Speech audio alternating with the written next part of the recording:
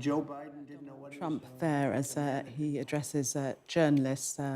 He was due to sign some executive orders. I don't know if he's actually done that as yet.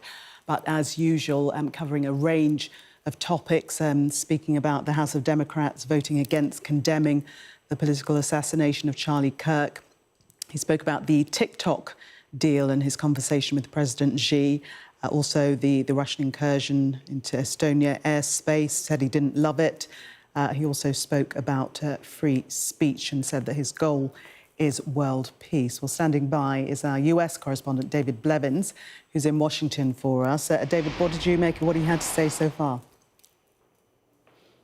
Particularly strong words, I thought, in relation to Estonia, accusing Russia of invading its airspace. He said he hadn't been fully briefed on the matter yet, that hoped to be briefed in the next hour. But "I don't like it" was his top line, and there could be big trouble, quote unquote. He also talked a little about the ongoing situation in Gaza, telling a reporter that every day is a long time in relation to that war, but hinted that he may have more to say about both Ukraine and the situation in the Middle East when he addresses the United Nations General Assembly in New York later next week. I thought also it was interesting that he updated us on the extent of his conversation with the Chinese president earlier today. He said they'd spoken for 2 hours, discussed trade, discussed war, and had discussed TikTok, and was reassuring the reporters that it was American investors who would be taking responsibility for TikTok, and therefore he had complete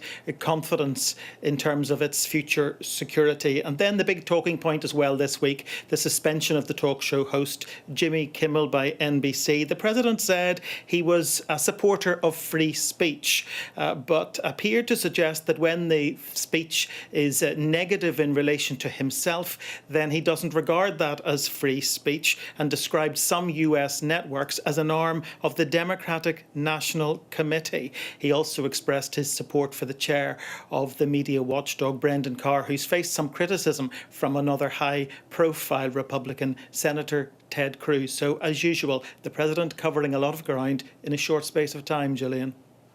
David, thank you very much. An elderly British couple who were being held in Afghanistan have been freed by the Taliban. 76-year-old Barbie Reynolds and her 80-year-old husband Peter were detained by the Taliban's Interior Ministry in February as they travelled to their home in central Afghanistan. Today, after more than 7 months in a high-security prison, they were released and flown to Doha following mediation led by Qatar. Our Asia correspondent Cordelia Lynch reports. After nearly 8 months in detention, a moment of elation for Barbie and Peter Reynolds. Embraced by their loved ones on the tarmac in Qatar, a reunion they'd fought and dreamt of. The elderly couple finally released by the Taliban. Overwhelmed with gratitude and relief that we have our parents back after their incomprehensible detention by the Taliban. This is a moment of immense joy for our family, and we are deeply thankful to everyone who played a role in securing their release. It was here in Kabul we first caught sight of the 80 and 76-year-olds. Surrounded by officials, they emerged, relieved, composed and careful in the words they chose. What were your conditions? Just very thankful. We're just very thankful. The Reynolds were arrested on undisclosed charges in February and spent much of their time apart. Family members feared they would die in prison as their health deteriorated. How are you? We've been treated very well, thank you. The couple called Afghanistan home for nearly 2 decades, running an education and training company here. Staying put when the Taliban took over and so many other Westerners left. But now it was time for them too to go. What are you looking forward to? Seeing our children and our family again. They had a lifelong love of this country, and despite their ordeal, they hope it's not the end.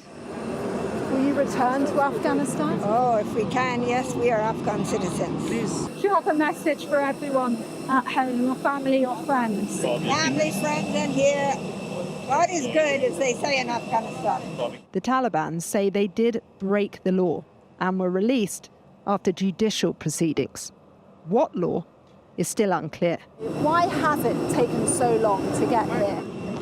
We've been incredibly grateful for the government of Qatar, their efforts to help release them from their detention. It is obviously up to the authorities here to determine why they were detained. But we are very grateful that at least today is a very great humanitarian day, that they will be reunited with their family. Are you clear on what grounds they continue to be held?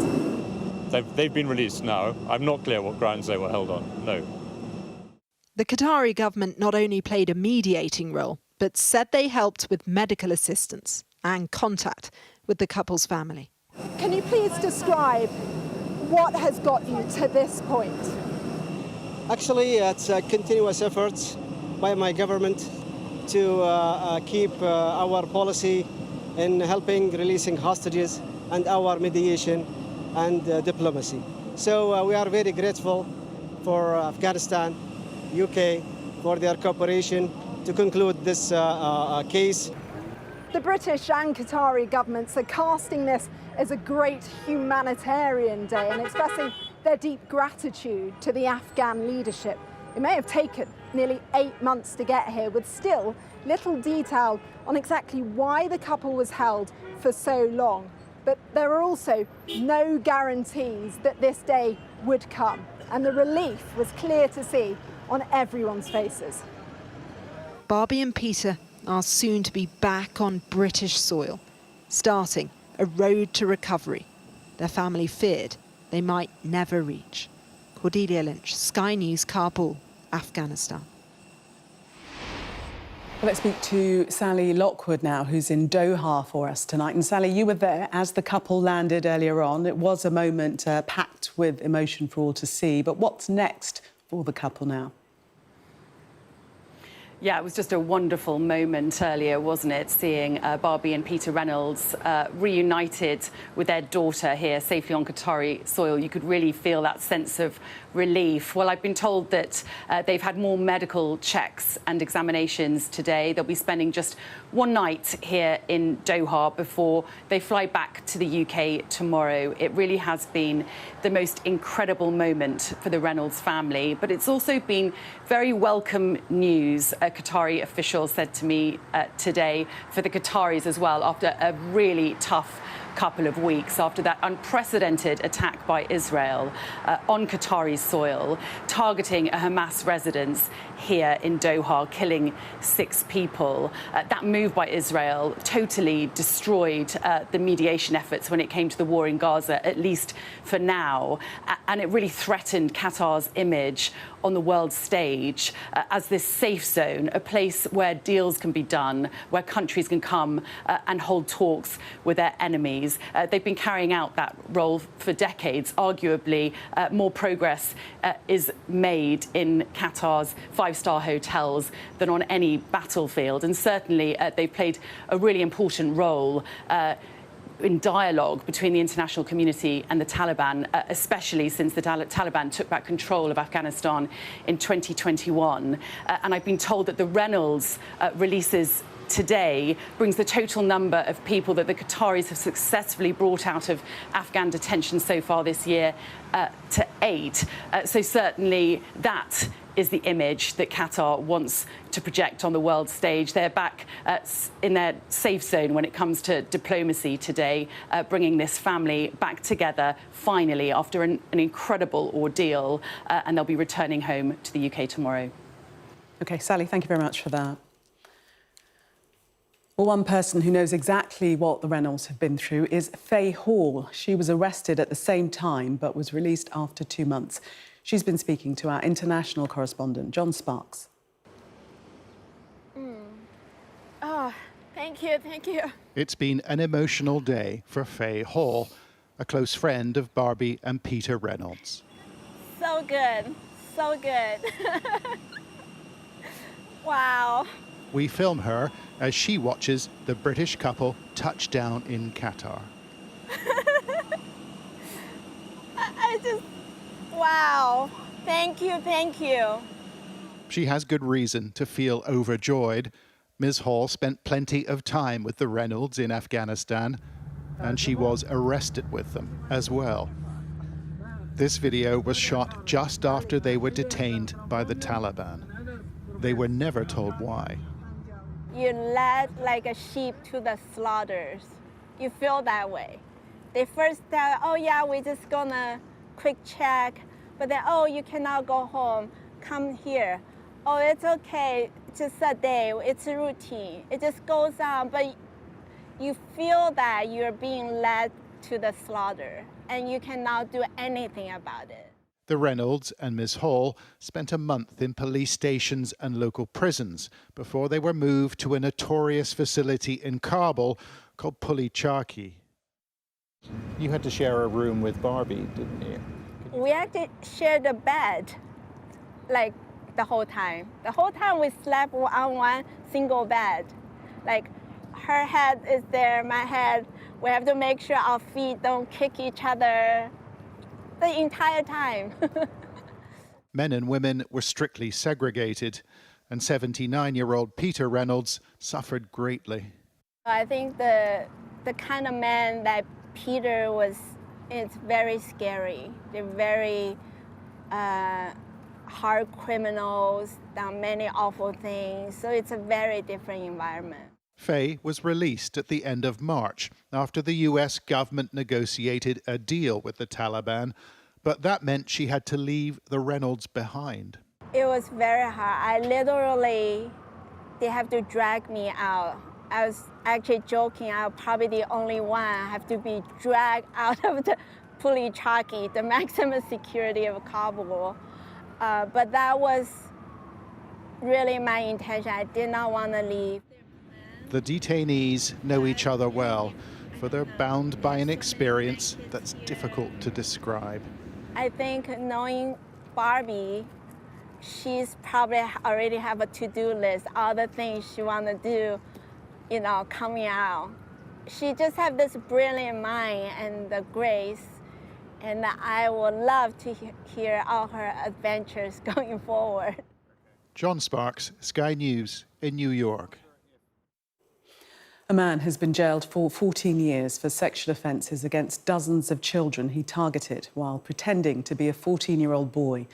Stuart Latham deceived the children into believing he was a teenager to obtain indecent images from them with a promise of cash or gift cards in return. Police called him one of the most dangerous sexual child predators they'd ever seen.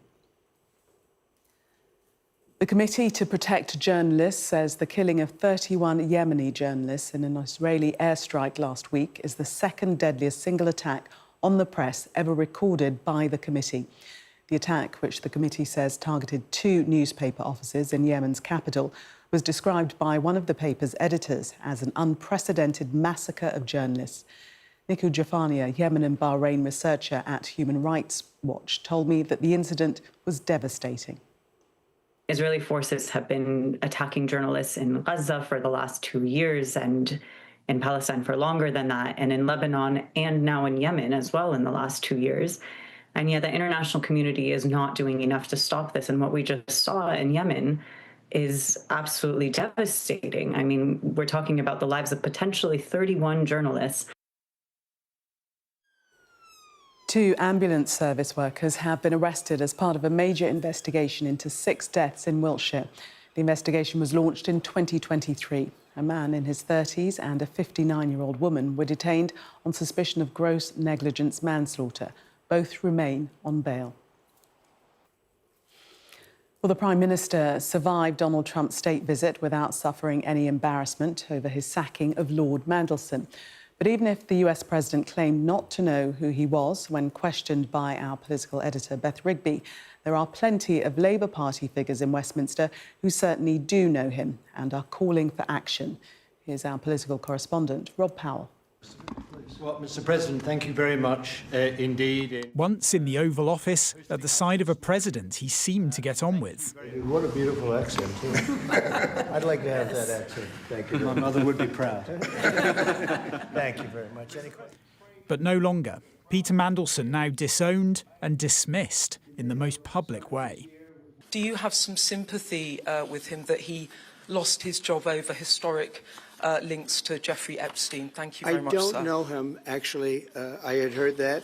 But now some in Labour are also questioning whether this seasoned politician should retake his seat in the Lords after he returns from Washington. I don't think he enhances the reputation of the House of Lords. I think he would damage it, and I think he's got a talent for reinventing himself and reappearing after scandals, but I think this time that's got to be it. Close to Downing Street, Peter Mandelson could see himself kicked out of the Labour grouping in the Lords if he does decide to return. MPs suspended from the party for rebelling over benefits say that should happen. When we look at that and we look at Lord Mandelson's behaviour, of which he's admitted a very small amount of, then there is no comparison really. All that I've done and my colleagues in the parliamentary party that have been suspended, all we have done is stand up for our constituents and for the country. Peter Mandelson is currently on a leave of absence from the Lords and would need to give 3 months' notice to come back, something allies think he'll almost certainly do. We haven't heard from Lord Mandelson since he was sacked, but all the suggestions are that he doesn't believe he's done anything wrong and feels he's been treated unfairly. Some here even speculate that if he was to come back, he could try and make life difficult for the Prime Minister. This Labour colleague thinks that's unlikely and says taking away his peerage entirely is impossible. The only way that the peerage can be removed is by an Act of Parliament, and that hasn't been done since 1917. But could there be a standards inquiry and the Conduct Committee could act? That committee can decide to suspend someone's membership, but I don't know that there's any basis on which there can be a complaint about the code of conduct in relation to Peter Mandelson. A proven networker, Peter Mandelson did play a big part in fostering links with the Trump White House. Now on the outside again, but many wondering if he'll be happy to stay there for long. Rob Powell, Sky News in Westminster. To the United States now, and a growing backlash to the axing of late-night host Jimmy Kimmel, taken off air for comments he made about the reaction to Charlie Kirk's assassination. We heard Donald Trump address the row earlier this hour. Alongside the host of comedians, Democrat politicians and Hollywood actors, a senior Republican senator has broken ranks to compare threats to the media as something out of the mafia movie, Goodfellas. David Blevins reports. We have another fun, hilarious, administration-compliant show. Late-night shows, an early rebellion. Jimmy Kimmel's rivals fighting back for him. That is blatant censorship. But with an autocrat, you cannot give an inch. Anyway, to sum it up, President Trump is making America great again. Now, some naysayers may argue that this administration's speech concerns are merely a cynical ploy, a thin gruel of a ruse, a smokescreen to obscure an unprecedented consolidation of power and unitary intimidation, principleless and coldly antithetical to any experiment in a constitutional republic governance. Some people would say that. Not me, though. I think it's great. The president isn't laughing. He's suggesting networks could lose their licenses for not supporting him. If they're 97% against, they give me only bad publicity or press. I mean, they're getting a license. I would think maybe their license should be taken away. Protesters are calling it censorship. Some of Hollywood's big names branding it an attack on free speech. This cancellation is the United States government coming and taking your voice away from you. It is the United States government that is now suppressing the freedom of speech. Think of yourselves living under the Taliban, because that's where we're headed. And even some Republicans agree that Brendan Carr, the Trump-appointed chair of America's media watchdog, has overstepped. He says, we can do this the easy way, or we can do this the hard way. Yeah. And I got to say, that's right out of Goodfellas. That's right out of a mafioso coming into a bar going, nice bar you have here. It'd be a shame if something happened to it. Jimmy Kimmel! Brendan Carr had piled the pressure on networks airing Jimmy Kimmel. Thank you for being here. ABC pulling the plug after comments he made about the assassination of Charlie Kirk. He has stepped into a media storm. The TV host turned US president, wrestling for control of the narrative. David Blevins, Sky News in Washington. Well, that was Sky News at 10. Coming up, we'll take a first look at tomorrow's newspapers in the press preview. Tonight, we're joined by political commentator Tim Montgomery and Daily Mirror columnist Susie Boniface. Amongst the stories we'll be discussing this on the front of the Mail. NATO warplanes intercept Putin's jets over Estonia. Do stay with us. We'll be right back.